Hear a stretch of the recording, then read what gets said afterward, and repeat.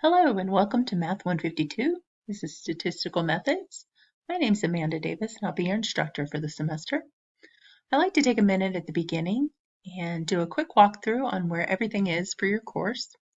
We've gone to great lengths in our math department to make everything as cost efficient as possible. So this course should not cost you anything as far as books, materials, calculators, that sort of thing. Everything is embedded in Blackboard.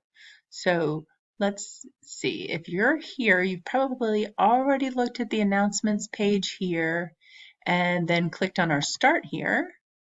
There's a little bit of information about me and my background. You can find your syllabus here. The course entry assignment is very important, especially for the online course. This is how we are able to take attendance in virtual world. That needs to be done by August 26th, but preferably as soon as possible so that I can count you in the class and you will not be dropped. This is the course navigation video that I'm recording right now, so I'll put that on as soon as I finish. And over here on the left-hand side, you'll see a link for calculators, and then here's your coursework. So at the top, we have these links to calculators. As you scroll down, there's some extra video here. And then Unit 1 is where we'll begin. You'll find your readings, your videos, assignments, and labs. And then I generally will add some PowerPoints as well, just for a quick reference. So that's where all of your assignments and readings are for each unit.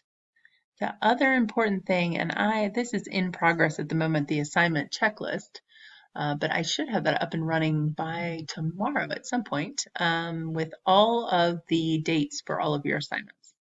And so sometimes those will change a little bit. Last semester went a little bit crazy toward the end, so we had to adjust some of the due dates and things like that. Sometimes classes move a little bit faster or slower than others, and so we have to adjust, but I will give you plenty of heads up if anything changes on your assignment checklist.